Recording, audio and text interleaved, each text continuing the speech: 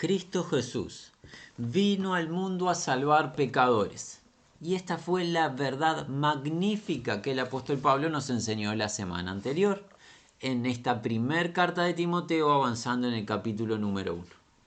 En Pablo vimos, él se declaró, confesó ser el principal entre los pecadores.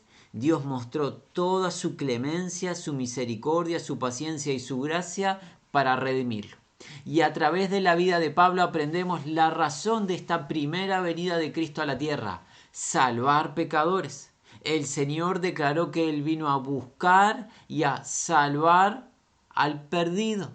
Porque debemos de recordar que aquel que está sano, médico no necesita. El enfermo está necesitado de este médico de médicos, el Señor de gloria, el Salvador. Así debemos de postrarnos y adorarle como el único, inmortal, Rey de los siglos, sabio, Dios, invisible pero real, y le damos honor y gloria.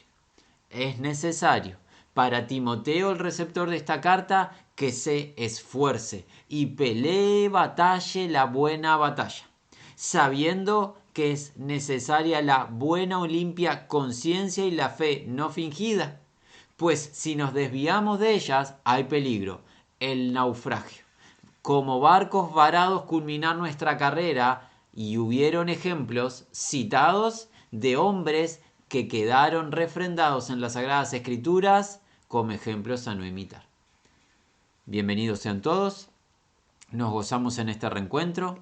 Les invitamos, al que lo desee, dar lectura a la palabra de Dios. En esta primer carta a Timoteo, capítulo número 2, lo vamos a leer de manera entera. Es más que probable que no podamos comentar todos los versículos en esta instancia, pero es importante leer cada uno de estos versículos que comprende el capítulo número 2. La palabra de Dios, versión Reina Valera, dice así: exhorto ante todo a que se hagan rogativas, oraciones, peticiones y acciones de gracias por todos los hombres, por los reyes y por todos los que están en eminencia, para que vivamos quieta y reposadamente en toda piedad y honestidad. Porque esto es bueno y agradable delante de Dios nuestro Salvador, el cual quiere que todos los hombres sean salvos y vengan al conocimiento de la verdad. Porque hay un solo Dios y un solo mediador entre Dios y los hombres, Jesucristo hombre, el cual se dio a sí mismo en rescate por todos, de lo cual se dio testimonio a su debido tiempo. Para esto yo fui constituido predicador y apóstol, digo verdad en Cristo, no miento, y maestro de los gentiles en fe y verdad. Quiero pues que los hombres oren en todo lugar, levantando manos santas, sin ira ni contienda. Asimismo que las mujeres se atavían de ropa decorosa, con pudor y modestia, no con peinado ostentoso, ni oro, ni perlas, ni vestidos costosos, sino con buenas obras, como corresponde a mujeres que profesan piedad. La mujer aprenda en silencio con toda sujeción. Porque no permito a la mujer enseñar ni ejercer dominio sobre el hombre, sino estar en silencio. Porque Adán fue formado primero, después Eva. Y Adán no fue engañado, sino que la mujer, siendo engañada, incurrió en transgresión. Pero se salvará engendrando hijos si permaneciere en fe, amor y santificación con modestia. Hasta aquí la lectura de este capítulo número 2 de la primera carta a Timoteo. Ahora nos vamos a apoyar en la lectura un poco más semejante al texto original griego, pero en el versículo 1. Dice así: por tanto, exhorto primero que todos sean hechas peticiones, oraciones, intercesiones, gratitudes sobre todos los hombres. Muy bien, el capítulo número 2 comienza con una exhortación que Pablo prioriza. ¿Cómo sabemos que la prioriza el apóstol Pablo? Porque utiliza esta expresión: exhorto primero que todo. Hay una urgente necesidad de hacer algo. Y esta exhortación no solo va dirigida al receptor de la carta. ¿Quién era el receptor de la carta? Este varón llamado Timoteo, por ende el varón que honraba a Dios con su vida. No solo va dirigida al receptor, sino que a través de dicho receptor a todos los lectores del tiempo antiguo y hasta nuestros días, e incluso luego de nosotros, si el Señor permite, extiende su misericordia, todos los que vendrán después. A todas las personas va dirigida esta exhortación, a todos los que crean en el Señor. Esto se nos dice: sean hechas peticiones, oraciones, intercesiones, gratitudes sobre todos los hombres. Oraciones, peticiones, intercesiones y gratitudes. 4 expresiones en este clamor a Dios con distintas o sutiles diferencias unas de otras, pero aquí está lo peculiar. ¿Por quién? Uno pensaría por uno mismo, el que está orando. No, la Escritura lo enseña por todos los hombres. Y nosotros venimos en el estudio anterior que hemos hecho en este tiempo que tenemos para compartir juntos de la lectura de la carta a Jacobo. Y allí el hermano nos había enseñado en su último capítulo orar unos por otros, en un contexto de la Asamblea de los Santos de la Iglesia del Señor. Pero aquí Pablo no solo está enseñándonos a orar unos por otros. Obviamente no solo está enseñándonos a orar por nosotros mismos, ni hablar, es plural. Unos por otros, ya lo habíamos aprendido. Pero aquí aprendemos a extender la petición por todas las personas. Esta idea de todos los hombres no solo hace referencia al género masculino, sino que a todas las personas, hombres y mujeres. Y hay que hacerlo con oraciones, con peticiones, intercesiones, esta palabra que es estar en favor, intercediendo ante Dios en favor de otros, y con acción de gracias o gratitudes. Piensa, ¿cuánto tiempo tenemos que invertir en nuestra vida para bendecir a otros orando ante el Padre? ¿Por qué? Porque es un mandamiento y es bueno orar por los más cercanos, pero los que no lo son tanto. Orar incluso, y no te asustes, por los adversarios. Y esto no debería sorprender al estudiante de las Sagradas Escrituras. ¿Recuerdas el Sermón del Monte que dijo Jesús? Orad por vuestros enemigos, haced bien a los que os aborrecen, orad porque aquellos que os ultrajan persiguen. Es una enseñanza del Señor de Gloria. Aquel que se ha nutrido de la gracia, y hemos hablado de ello en el capítulo 1, esa gracia que nos alcanzó a nosotros los pecadores culpables, este favor de que Cristo entregase su vida por nosotros, nos hemos nutrido de tal amor y de tal salvación que ahora podemos empezar a pedir la bendición de Dios a aquellos incluso que nos tratan mal. Por todas las personas hay que orarle a Dios, por todas las personas hay que interceder y pedir el favor de Dios, que Dios bendiga sus hogares, sus vidas personales, el conocimiento de ellos hacia Dios, el tener comunión con Dios. Por todas las personas hay que agradecer. Incluso cuando se están portando mal, agradecer que les creó, porque recuerda que Dios es el autor de toda vida, y tener la expectativa de que Dios pueda transformar ese estado de tinieblas, de pecado donde se encuentra el individuo, lo pueda transformar en gloria, redimiéndola. Orar por todas las personas de la localidad donde estamos, de la nación, y extender a todas las naciones. Alguien dirá, ¿esto se puede aplicar de manera directa? No se puede aplicar en el conocimiento individual de todas las personas. No conocemos a los quizás 8 billones de habitantes de la Tierra, pero sí le podemos declarar al Padre, por todos pedimos. Eso lo puedes hacer porque Dios sí conoce a los 8 billones de habitantes de la Tierra, porque a todos les ha creado. Muy bien, así comienza este capítulo número 2. Así que tenemos una tarea para aquellos que profesamos fe en el Señor. Invertir más tiempo en nuestra oración, y ya no tanto, no es que no podamos orar por nosotros o nuestros temas, claro que sí, pero ya deberíamos de empezar a aprender que Dios quiere enseñarnos no estar tan centrados en nosotros, quiere que estemos abocados a bendecir a los demás, orar por otros. Y recuerda, si inviertes tu vida en orar por otros, recuerda que el Señor estará persuadiendo a hermanos para que oren por ti. Dios siempre actúa de esa manera porque es un buen Padre el que tenemos. Vamos al 2. Dice así: sobre reyes y todos aquellos en autoridad estando, para que tranquila y calma vida pasemos en toda piedad y dignidad. Primero, en el versículo 1 vimos la extensión de estas oraciones, peticiones, intercesiones y acción de gracias o gratitudes ante la majestad por todos. Y ahora en particular por quienes nos lideran. reyes en nuestra región. Nosotros te contamos, amigo, estamos en una pequeña república al sur del continente americano llamada la República Oriental del Uruguay, entre dos grandes naciones, la nación argentina y la nación de Brasil. Allí estamos habitando. Nosotros no tenemos reyes como nuestros líderes, tenemos un presidente, un comandante jefe elegido de manera democrática.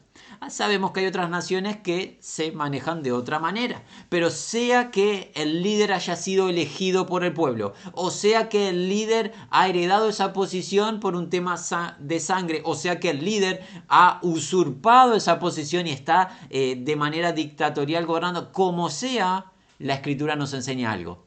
Hay que orar por quienes nos lideran. Los reyes, los líderes, hoy en nuestro día serían los presidentes, los que están en eminencia, por ellos hay que pedir.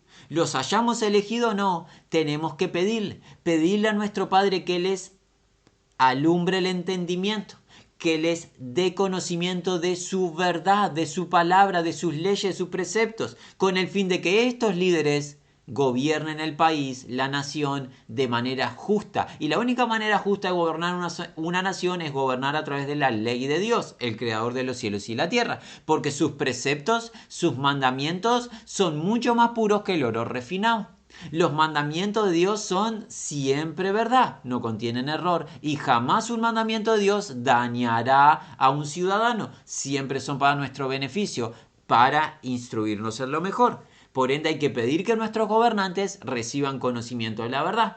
Dios les dé inteligencia, capacidad para guiar al pueblo. En medio de crisis, de dificultades, lo que sea que atravesemos, Dios le dé sabiduría a los gobernantes. ¿Para qué? Para que el pueblo pueda agradar a Dios. Esto debemos de pedirlo incluso en los tiempos difíciles que estamos viviendo. Alguien puede decir tiempos tenebrosos que atravesamos, hay que pedirlo. Y algo más, hay un fin de esta petición. Lo encontramos aquí. ¿Cuál es el fin? Lo encontramos en el para qué. Asigna razón. Para que tranquila y calma vida pasemos en toda piedad y dignidad. Es bueno pedirle a Dios que alumbre a los gobernantes de tal manera que sus leyes, sus indicaciones sean las adecuadas para que el pueblo de Dios pueda vivir una vida piadosa, o sea, reverente y digna o acorde al Evangelio. Eso es bueno pedirlo delante de Dios. Y alguien dice, ¿cómo sabemos que es bueno? Primero porque es una exhortación del apóstol Pablo. Segundo porque hay un versículo número 3 que dice esto. Esto bueno y aceptable delante del Salvador nuestro Dios. Y aquí notamos un énfasis en algo del apóstol Pablo.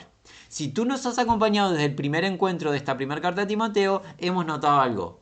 Dios, el Creador, Dios, nuestro Padre, por creer en Cristo Jesús, es Dios el Salvador. Y muchas personas se sorprenden cuando es declarado Dios el Padre como el Salvador, porque siempre se piensa solamente en Jesucristo, su Hijo, como el Salvador.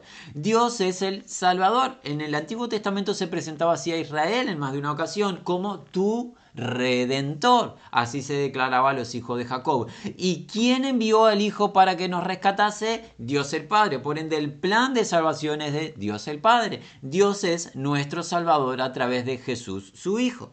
Nuestro Salvador, Dios el Padre, declara a través del apóstol Pablo que es bueno, es aceptable ante su presencia o delante de él que hagamos oraciones por todos los hombres y que hagamos oraciones, peticiones, intercesiones, acciones y gracias por los líderes de la nación y de cada una de las naciones. Esto es bueno, esto es aceptable. Tú te preguntas, y esto lo hacen muchas personas.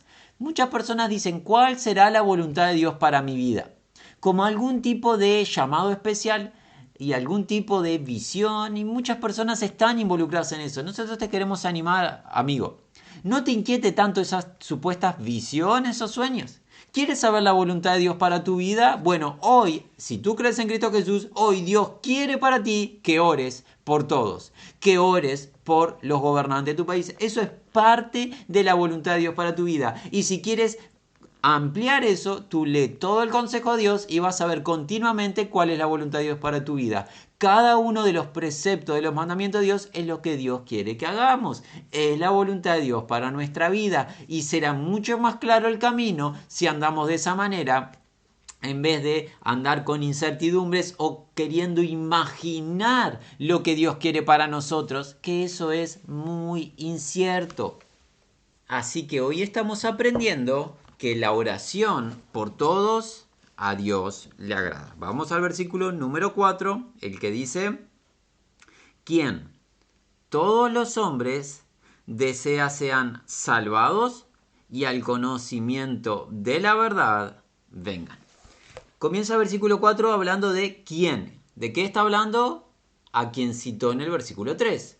El Salvador, nuestro Dios.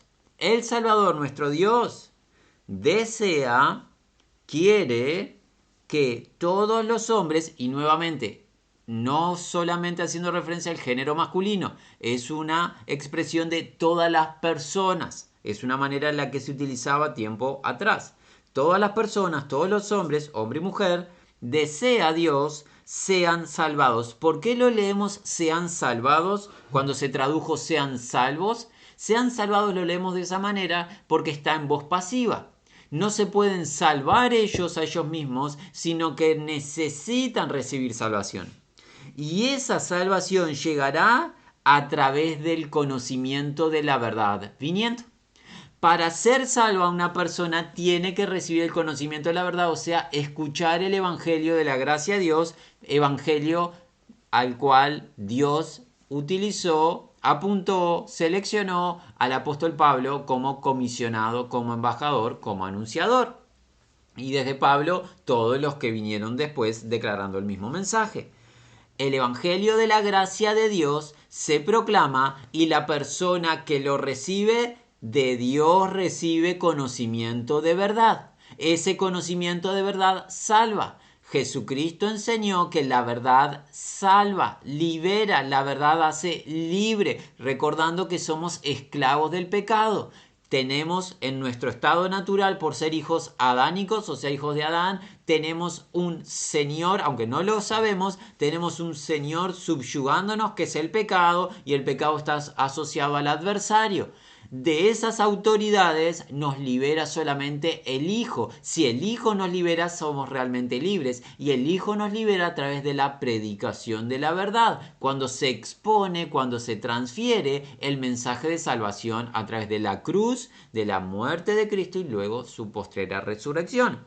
Esto nos muestra el corazón de Dios y no debería sorprendernos porque si tú conoces a los profetas, Dios se reveló a través de su siervo Ezequiel declarando: vivo yo, decía el Señor, que no quiero la muerte del que muere, sino que, le decía a Israel, sino que se arrepienta y que viva. ¿Por qué moriréis, oh casa de Israel? Es lo que declaraba Dios a través del profeta Ezequiel.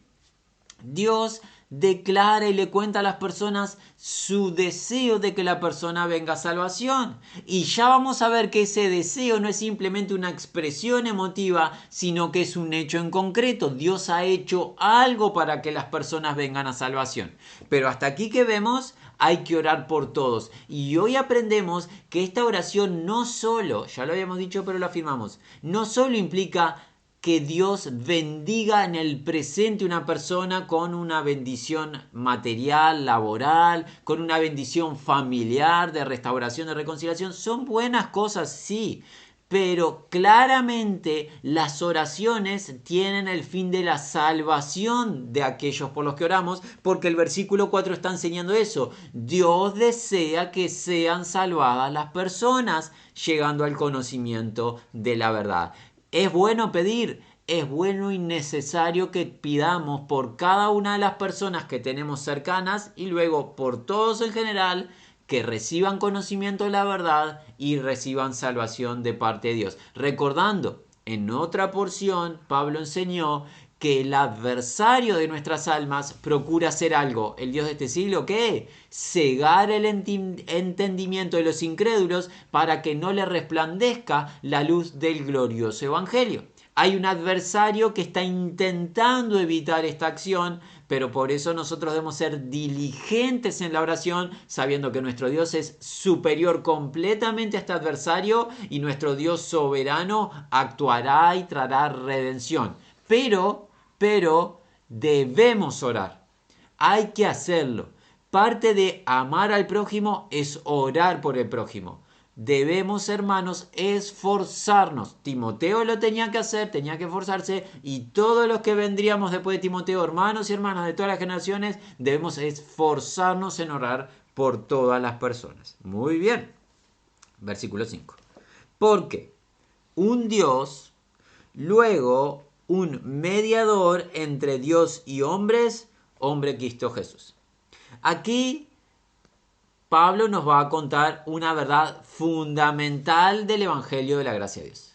Hay un Dios, esto no debe sorprendernos, lo enseña así la palabra de Dios a través de su siervo Moisés para los hijos de Jacob. Oye Israel, Jehová tu Dios, Jehová uno es. Hay un único Dios vivo y verdadero. Hemos aprendido en todas las Sagradas Escrituras que ese es el Dios el Padre, Dios el Hijo, Dios el Espíritu Santo. Este Dios vivo y verdadero, quien desea que todos los hombres sean salvos, no tenemos dificultad en comprender esta realidad. Pero aquí enseña algo más en el versículo 5 el apóstol Pablo. Luego, un mediador entre Dios, y la idea es Dios el Padre y los hombres. ¿Quién es ese mediador? Hombre, Cristo Jesús. Cristo Jesús, el Señor de gloria, el ungido Jesús de Nazaret, quien ha habitado desde siempre y para siempre la eternidad con el Padre, hace unos 2000 años que pasó, se encarnó, y a su eterna divinidad o deidad, ¿qué sucedió? Se le añadió humanidad. En esa encarnación, Cristo Jesús, o el eterno Dios Hijo, ¿qué pasó? Se convirtió o se añadió a su sustancia, a su esencia, humanidad. Dios hombre.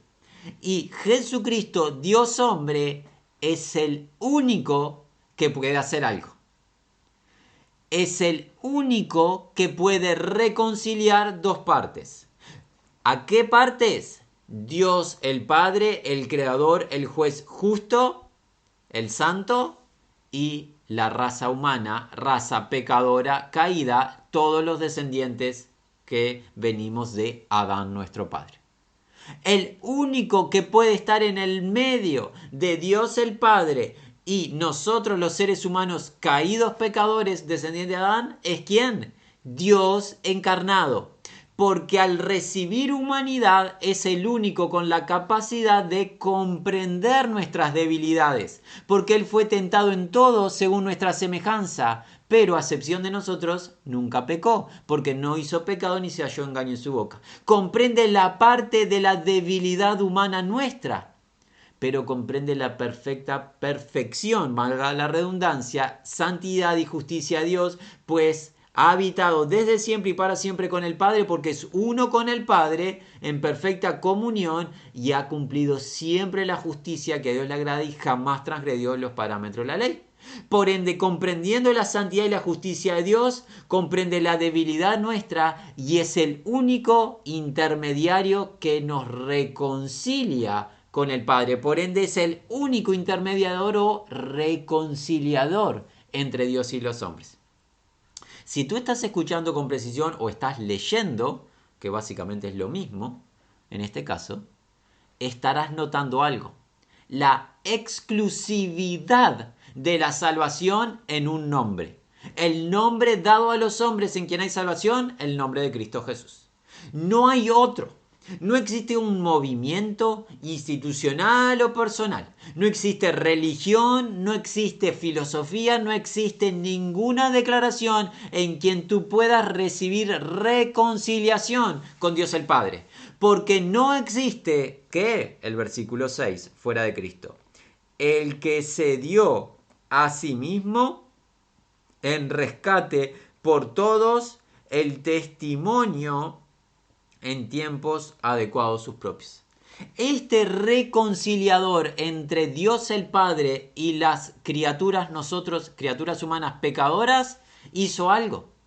No solo comprendió la parte nuestra débil, porque fue tentado en toda nuestra semejanza, pero sin pecado, sino que además se dio a sí mismo en rescate por nosotros, se entregó voluntariamente. Él llegó a decir: nadie toma mi vida, sino que yo mismo mi propia voluntad le pongo. Tengo poder para poner mi vida y tengo poder para volverla a tomar. Esta potestad recibe el Padre, llegó a declarar Jesús. Jesucristo como reconciliador entregó su vida para establecer la paz entre Dios y nosotros, para satisfacer la demanda de la justa ira de Dios por nuestras transgresiones. Hizo expiación por nuestro pecado o propiciación. Por ende, Él es el intermediario perfecto. Tú no encuentras otro intermediario en el universo fuera de Cristo Jesús. Por ende, tú no encontrarás ni vas a adquirir salvación fuera de Cristo Jesús. La única salvación que Dios ofrece por gracia es la salvación a través de su reconciliador, Cristo Jesús, porque es el único capacitado para entregar su inocente vida por tus pecados. Y cuando digo por los tuyos, estoy diciendo principalmente por los míos, por lo de todos los que escuchen. Nuestros pecados solamente pueden ser redimidos en la obra de un inocente perfecto ser, Cristo Jesús, Dios encarnado. Fuera de Él no hay salvación. El único reconciliador entre Dios el Padre y las criaturas caídas, los seres humanos pecadores, es el inocente e unigénito Hijo de Dios, Cristo Jesús. Él se dio a sí mismo en rescate. Esta palabra rescate, ¿qué significa? Es un pago a modo de un intercambio para una adquisición. El apóstol Pedro había enseñado en su carta que fuimos redimidos de nuestra vana manera de vivir, ¿qué? No con cosas perecederas como plata u oro, sino con la preciosa sangre de Cristo Jesús como de un cordero sin mancha que se entregó por nuestras vidas. Cristo Jesús entregó su vida, el justo por los injustos. Él entregó en la cruz su vida por nuestras transgresiones y se levantó entre los muertos para nuestra justificación. Y esto Dios lo hizo a través de su grande amor, demostrando su deseo que los hombres sean salvos. ¿Te acuerdas que habíamos dicho que el deseo de Dios no es simplemente una expresión emotiva, sino que es un hecho concreto? De tal manera amó Dios al mundo que ¿qué hizo? Dio a su Hijo unigénito para que todo aquel que en Él cree no se pierda, mas tenga vida eterna. Dios muestra su amor para con nosotros, enseñó el apóstol Pablo en el libro de Romanos capítulo 5. ¿En qué? En que siendo aún pecadores, Cristo murió por nosotros. Esta entrega es el pago para nuestra redención, para nuestra adquisición, para que pasemos de la potestad, de la autoridad o del dominio de las tinieblas al reino de la luz admirable de Dios el Padre. Para que tú pases de tinieblas a luz necesitas a alguien que te transporte, que te transfiera, que te traslade de las tinieblas a la luz, y no lo puedes hacer por ti mismo. Necesitas un Salvador, Cristo Jesús, el que se da en la cruz por ti, por mí y por todos. El deseo de Dios de que seamos salvos lo llevó a la acción a Dios para salvarnos. Todo es obra de Él, nosotros simplemente nos beneficiamos. ¿Cómo? Creyendo. Es un mensaje maravilloso, que Dios ha deseado salvar personas y Dios ha actuado para salvar a las personas entregando a su Hijo el reconciliador. Ha reconciliado nuestro estado de pecado con el Padre. ¿Cómo? Entregando su inocente vida como precio, como pago por el rescate de nuestras almas. Y este testimonio, mira lo que dice aquí, versículo 6. El testimonio en tiempos adecuados sus propios. Parece ser esta expresión un poco difícil de comprender. ¿En qué tiempos propios adecuados? En los de los oyentes, por el plural. Cada uno que está escuchando este mensaje, no por ser nosotros que hablamos, el texto que estamos leyendo, cada uno que lo lee o que lo escucha en la localidad desea, lo está escuchando en un momento específico. Ese es el tiempo adecuado. Hoy es el día que tú escuchas, hoy es el día de que respondas. ¿Cómo has de responder? Arrepintiéndote de tu estado de pecado y creyendo en el reconciliador, en el Salvador, en el intermediario entre Dios y los hombres, Cristo Jesús, recibiendo la salvación que es por gracia. Este es el tiempo adecuado tuyo. ¿Cuándo? Cuando oyes, porque el mañana no te pertenece. Hoy escuchas, hoy responde en fe, hoy crea el Evangelio, hoy recibes salvación. Este es el tiempo propio adecuado. Ya ha pasado nuestro tiempo y nos resta leer el versículo número 7, el cual dice: para lo cual fui apuntado heraldo y apóstol, verdad hablo, no miento, maestro de gentiles en fe y en verdad. Para lo cual, ¿de qué está hablando? De los tiempos propios adecuados de la predicación del Evangelio.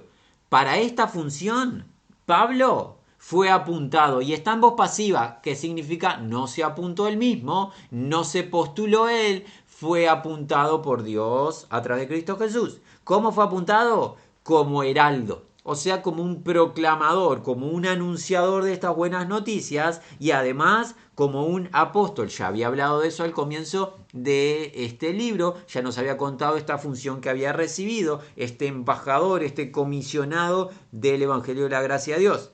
Y este testimonio, mira lo que dice, tiene un énfasis, verdad hablo, no miento, porque recuerda, en el pasado y aún en el presente, voces se levantan queriendo falsificar el ministerio del apóstol Pablo. Pueden muchas personas decir lo que quieran, pero Dios seleccionó al apóstol Pablo para anunciar la verdad. Punto. Sencillo, seamos humildes, tengamos la humildad de recibir a este hermano en Cristo Jesús que recibió la gracia de Dios y fue fiel.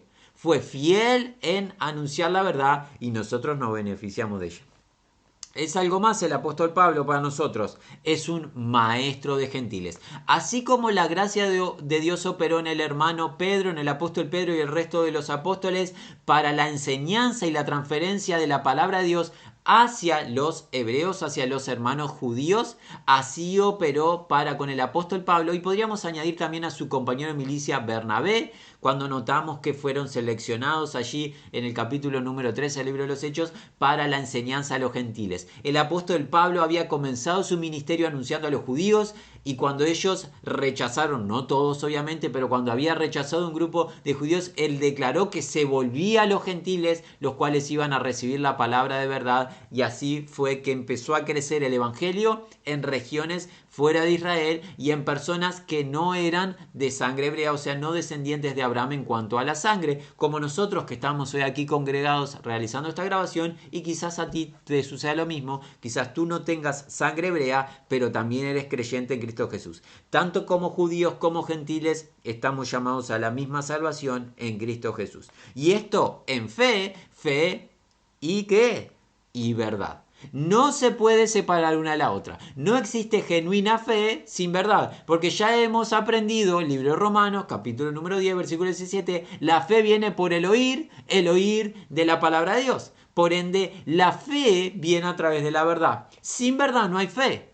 La fe que no tiene verdad es una ilusión, es una imaginación y trae incertidumbre. La fe es confianza en la palabra de Dios, confianza en la verdad. Pablo hacía su tarea, su ministerio a través de la verdad y eso producía fe en los oyentes. ¡Qué mensaje tan glorioso! Orar por todas las personas, con intercesiones, con peticiones, rogativas, acciones de gracias, por los más altos del pueblo, los líderes, por los más sencillitos y los más pequeñitos, por todo el pueblo, orar por su salvación. Lo desea Dios y eso le agrada, es bueno, aceptable. Pero no solo lo desea, Dios ha actuado para que sean salvas las personas. Ha enviado un Salvador, quien intercede, es el intermediario entre Dios, el Santo, el Justo y Creador, y nosotros las criaturas caídas. Cristo Jesús. Este intermediario dio su vida por nuestros pecados, fue entregado por nuestras transgresiones y resucitó entre los muertos para nuestra justificación. Él entregó su vida voluntariamente y este testimonio se te está dando mientras tienes vida. Acéptalo. Este testimonio Pablo lo predicó en fidelidad a través de la verdad para que haya fe. Hoy te animamos a que creas al Evangelio de la gracia de Dios y recibas el don de la vida eterna. Nos resta el deseo que la gracia, paz, misericordia de Dios sea con todos los que aman a Jesucristo.